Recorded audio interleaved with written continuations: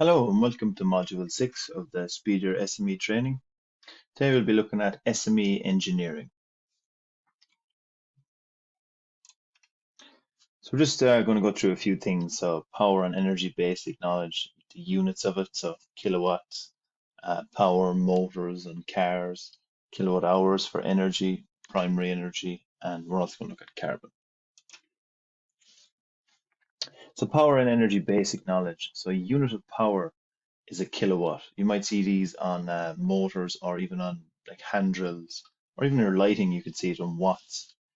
This is the unit of power. So the unit of power times time is the unit of energy, which is the kilowatt hour.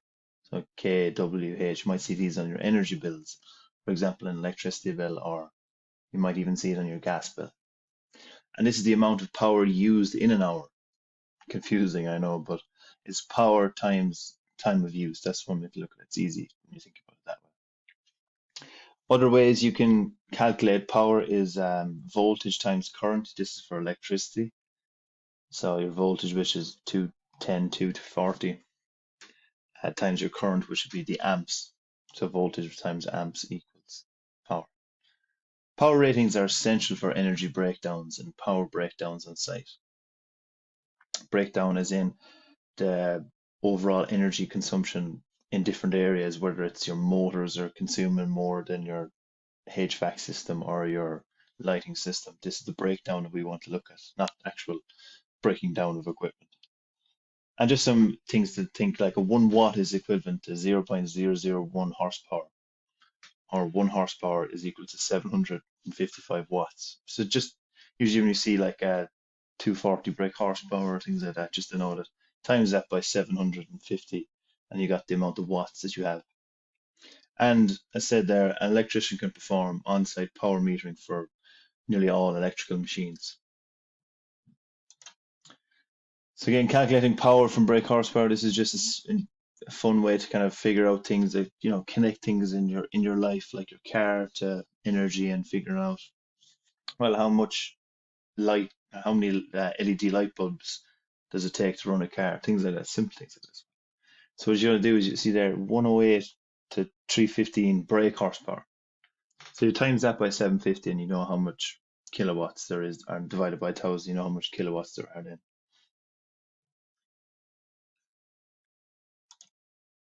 And then going on to machines, so nameplates is the main thing when you want to look for kilowatts on it or watts.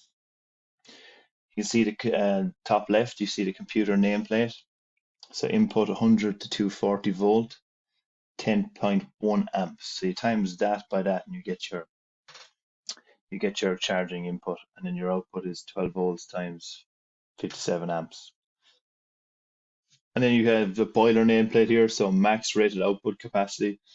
And it's kind of hard to see there, but it's usually you can see there they inscribe it into the actual steel itself, so it should be around 46 there. And then a motor for a fan for your air conditioning unit or air handling unit, or pumps for your heating circuits. And it says there's 0.25 horsepower or 0.18 kilowatts. And then lighting as well, you can see when you're buying lights online, you can see it says 458 watts here. And that's usually for most lighting that you buy, that you'll find the wattage for them before you can get them. So now just some tips on reducing power in certain areas. So reducing motor power. So to reduce the speed of a fan or pump is the main idea, is what you want to do. Whether it be your heating circuit, there's see that bottom right here, you can see that's a plug-in fan or plug fan for an air handling unit. So just reducing the speed alone is exponentially reducing the power. So for every unit of speed that you reduce 1 to the power of 3 unit of power. It's called Affinity Laws. They're you could go into more detail into them, but it's essentially to reduce the speed of a pump or fan. And this is either done by a variable speed drive or replacing oversized pumps. And then, as said there, the plug fans, which is there's no pulley losses within an air handling unit, as it's just straight in from the motor, so there's no pulley involved. So less losses. Then reducing air handling unit power tips, so closing mixing valves, reduce heating requirements. So as you can see here, this is a good overview of an air handling unit. You have your cooling coil and your heating coil. So reducing the mixing that goes on between the hot water from it could be from your boiler system, it could be it could be an electric system, all depending. But just reducing the mixing valve or closing the mixing valve to reduce heating requirements.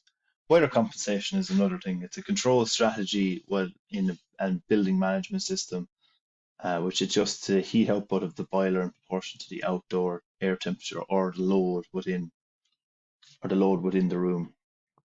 Filters are a main energy consumer, so ensure that filters are cleaned regularly. Usually takes about 3 months for a kind of a semi-dirty environment, and about 6 months for a clean environment to change your filters within your air handling unit.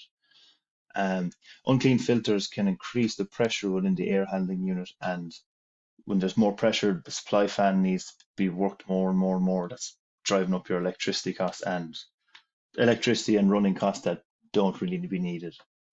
And then plug fans on the supply fan and return fan for no pulley losses. And dampers as well. So now in the land of COVID, we have to have 100% fresh air inlet as well. So that means anytime air goes into a room and comes out of the room, it's completely replaced by fresh air, so new air from outside that needs to be heated, cooled, whatever. So when COVID is over and things like that, when you want to reduce the damper so that not as much fresh air comes in, because you could recycle air 3 times before it becomes stale or things like that. So you want to kind of get the most use out of the air that you're bringing into the building rather than constantly filling up and getting rid of air inside your building. So reducing cooling and heating tips. So for your heat, it's your boiler system with the rads, or it could be radiant panels, it could be it could be radiant heaters, things, whatever it could be. To reduce the set point on the unit is one of the major ones. So the less power required to heat or cool the water or air. So if you reduce your set point from 65 to 64, that 1 degree can save you at least 10% of your heating costs. Thermostatic radiator valves, or TRVs, you can see there in the middle. These control the flow and temperature into the radiator, so you don't have to. So it's very, very good piece of kit, and they're cheap enough to buy and pretty easy to install. And then reduce the flow for compressors or valves. So the less water or air you have to heat or cool, the less energy you need. So this can be done either by speed or volume. So you either turn up the speed of your pump or reduce the speed of the pump, so that less water will be going into your system to be heated, and volume either by mixing valves or other such units. And then again, weather compensation, it's another, as I said, control strategy which adjusts the heat output of the boiler in proportion to the outdoor air temperature. So very, very clever bit of kit. And reducing hot water. So you can see here there's a few graphics of what a hot water system is.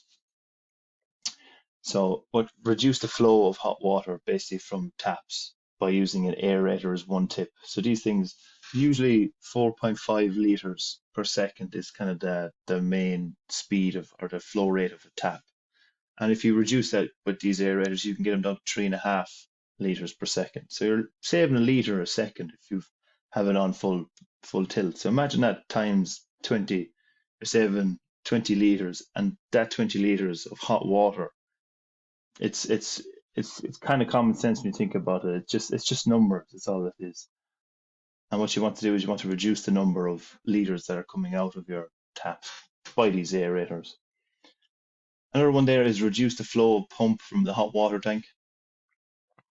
So your pump here will pump straight out, and what you want to do is you want to reduce the speed of the pump and the mixing valve that goes on between the two. So the mixing valve is another big one. You want to reduce the amount of cooling you're doing on your hot water system via the mixing valve, and then reduce the temperature of the hot water on the calorifier tank or hot tank. So yeah, this is another more simple one. You reduce the set point in order to save yourself the hassle of getting all the water up to 65 degrees and you only get it up to 62 instead. Computing power tips. These with the new age of computers. They're very small in comparison to the hot water system and heating system, but it's good to know that there are tips and tricks that you can do with computing alone. So if your site has a lot of computing, so you might have an IT department or might have I don't know, a whole range of maybe 200, 300 PCs on site. These kind of little tips and tricks, they might pay off over a large amount of people. So disconnect other devices from your computer. So that's printers, scanners, even monitors. If you remove them from it, there's less power going in between the two. Ensure power savings mode is activated. So this means the screen goes off after idle or the background apps are disabled. And just there's simple ways to do it. So here you can see within the change settings for plan high performance, you can change it from high performance to energy saving, and that means that after 10 minutes or whenever everything starts shutting down or goes to sleep. Lower the brightness of your screen. This depends on where you are. If you're in a very bright environment, turning down the screen actually might help you a bit with your eyesight and kind of your visual comfort. Use a laptop charger only when needed. So the laptop is fully charged, just plug out your charger. There's no need for it to be drawing energy. Just wait for it to go down below 20% again and then plug it back in again.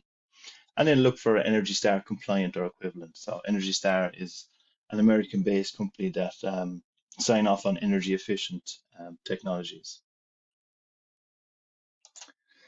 And now reducing lighting power. This is a big one in Ireland that a lot of people recently have changed from old fluorescent to LEDs, as it's pretty easy to change over, and there's more light out of LEDs and there's obviously less energy required. So use LED over fluorescence is the main tip. When replacing fluorescence, make sure to replace the fitting and not just the bulb. So if you just replace the bulb, you're going to increase your power factor on site. Now this might be okay for some sites, but when your power factor is significantly reduced by these LED tubes that you can get, and you just replace the tube instead of replacing the actual fitting. And what happens from this is when your power factor gets reduced and more, you're going to have more costs on your bills for having a bad power factor. Other tips is install motion sensors to reduce unused lighting. So motion sensors that they detect motion and then they turn on the lights. It's simple as that. And they've been known to save between 2 and 15%. So there's a bit of a range there, but it all depends on how much people are going to be walking through and how busy the area is. Replace as you go or buy all at once. They're the two kind of ways that people kind of go about lighting upgrades. With replace as you go, it's kind of you're getting the most out of your lighting system as it is now, while buy all at once, it's easier to kind of verify how much savings you get from it. It's more cost effective to buy LED fittings in bulk as well, so that's another thing to think about. And it's also more cost effective to replace existing lighting at the end of its life. So these are all factors that you have to come up with yourself. Do you want to have cost effectiveness by buying a lot of LEDs in bulk, or slowly replace them, which is also cost effective in its own way, because you're getting the most out of your existing lighting system and then you're changing over.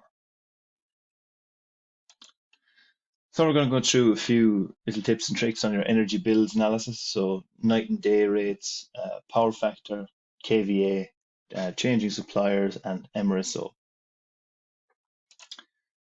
So here in Ireland, we have meter types. So this is the DG, or the distribution group.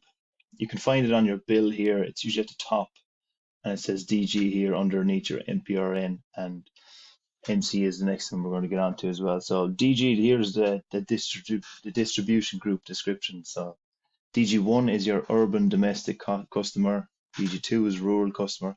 That's mainly for residential. You'll see DG maybe, So DG6 is low voltage non-domestic MD customer, which is max demand customer. So this is usually where a lot of SMEs will come into, so DG6 or DG5. And now MCAC, or meter configuration code. These are meter types again, so you'll find this right beside your DG on your electrical bill, which is top right as said. And here MCC is just of how they get your energy data. So MCC01 is just a 24-hour meter, so that just ticks every 24 hours. It calculates how much it used. That's all it does. MCC02 is day and night, so it clicks every 12 hours to figure out how much day and nighttime usage you have. MCC04 is day and night and weekend, and there's different. There's so many different ones there that you can get different combinations of both. And if you ever want to change your meter, you have to get onto ESB in order to even think about changing over, and they'll advise you on which ones to change to, and it all depends on the site and how much electricity is going to it as well. So one tip I would say is know your site usage profile when you're changing your meter type. So if your site uses more at nighttime rather than at day, then I'd suggest a day and night meter. You want to get as much savings as you can at night. The one thing I would say is try to get the ratio of the day and night usage. So if you get, let's say, 1:1.5 day versus night, then by all means, day and night meter. That's the best way to go about it. And if you want to look at weekends as well, to kind of get the figures between all four of them, get the ratio between all three of them, I mean. So you get the ratio of day to night to weekend. And then if weekend is a lot higher than day as well, then you might look at a day and night and weekend meter. You also want to know the usage at peak times. So is it during the day? Is it during the night time? Is it constant? Things like this. This will all kind of help you figure out what meter is best for your site. And then choose which rates apply to your site. Time rates are dependent on your main incomer meter and your profile. Now, another thing on your bill you might see is power factor, or import capacity, or maximum import capacity, so MIC. So this is the maximum amount of apparent power that you can have without charges. As the nice beer image up here shows, the apparent power is the whole glass. So it's kVA. Your foam is your reactive power, which is useless. So this is from inductive motors or conductive things like that. They need time to get started and to start working, so to get the true power going. So to calculate your power factor, you want to get your true power of your apparent power. And this is easily done with, you can find out, it's usually on your bill anyway, the power factor. And it says anything below 0.95 power factor is considered bad and has extra costs. So this could be anything from an excessive capacity charge to MIC exceedance charge. And it says here, as it says, inductive and capacitive loads affect power factor. So if you have a very high inductive load, a good idea would be to introduce some capacitors on site. Some low power factor impacts, which, as said, penalty charges by suppliers, these can be very expensive as well. Reduced life expectancy of machines and equipment. It's pretty bad for machines that don't use inductive power, so it's probably a good idea to get it fixed as fast as you can. Transformer losses and high heat gain, so this could lead to blackouts with extreme heats happening around the transformer box and around some equipment as well. Power factor details. Information on your reactive, true and apparent powers are on your electricity bill. Your MIC is the amount of apparent power you can draw at any time. The reactive power is not usable for work, so the higher your reactive load, the less of your electricity is usable. And it still costs the same amount if you think about it that way. So power factor fluctuates second to second. So they calculate it over the course of a month, and if it's over 9.5, then they won't charge you anything extra. But if it's under 9.5 or 0.95, then they'll charge you. So some tips and tricks on correcting your power factor. upgrading or replacing inductive loads that do not operate close to their design capacity. So this could be older motors, like the motors back in IE1 stage or back in the 1990s. These motors use a lot of inductive loads to get started, so it'd be best to replace them with more modern motors to that use less reactive power. Local power factor correction at the load. So this could be a capacitor installed at the box, the transformer box where most of the inductive load is going to. So this could reduce your power factor. Centralized capacitive corrections, that's again same sort of thing, where you on your main incomer you put in a larger capacitor in order to reduce your inductive load. Static Var generators, which are active power correction. So it's the same sort of thing. Active power filters, so it's phase balancing, harmonic correction, active correction of leading and lagging power factors. So this is a system you put in place on your main incomer that reduces the amount of inductive and conductive loads that are on. And the use of variable speed drives to control electric motors. This will ensure that your reactive power won't be as much. And here's just a billing example. Energy charges. This is a 24-hour tariff, as there's no night and day charge. So it's at a rate of 0.059, which is very low actually. This is obviously it's industrial LEU, so this is a different tariff altogether than your normal night and day or your 24-hour. MIC is not high enough, so it costs less to increase the MIC than to pay MIC charges. This is their MIC, so 1300 so kVA at 0.93. So it doesn't cost a lot to have kVA, but as you see, the surcharge is more. So 65 apparent power went over. So it's €4.7. So it's about €300 for 65 kVA versus €1,200 for 1300. So it makes sense to increase the capacity charge to maybe 1400 kVA so that you don't have to pay an extra €300.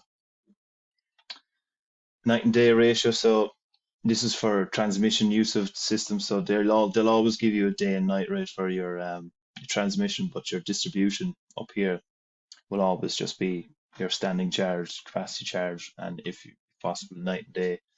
But this is what the supplier sells to you. As you can see here, day and night rate. So it's 65 day, 35 night. So a night saver is more applicable for this bill, as 35% of your load doesn't have to be at 59 or 5 cent per unit. It could be less. It could be 2 or 3 cent. So you'll be saving more. But it may not be applicable for larger sites like industrial size tariffs.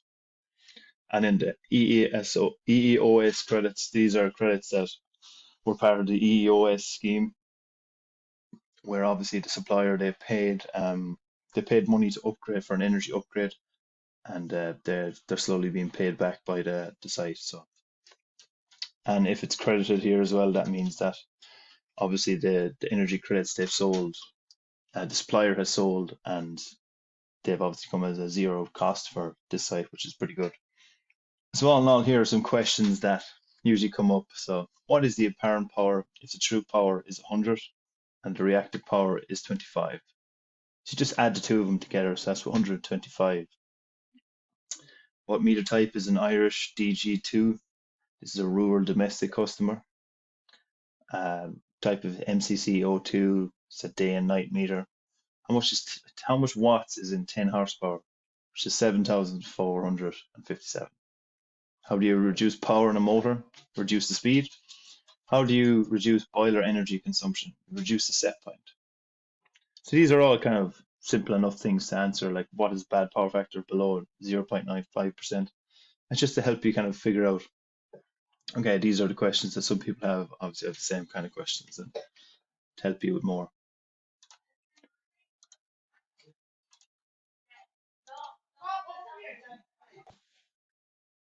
I hope this module was helpful and insightful. So if to see more, please see SPEEDIER SME Training Module 1, Climate and Energy Management Basics. Module 2, Ring Fencing Mechanism and Behavioral Change. Module 3, which deals with transport. Module 4, which looks at speedier service and the energy pyramid, and Module 5, which is national funding options, risk management and verification.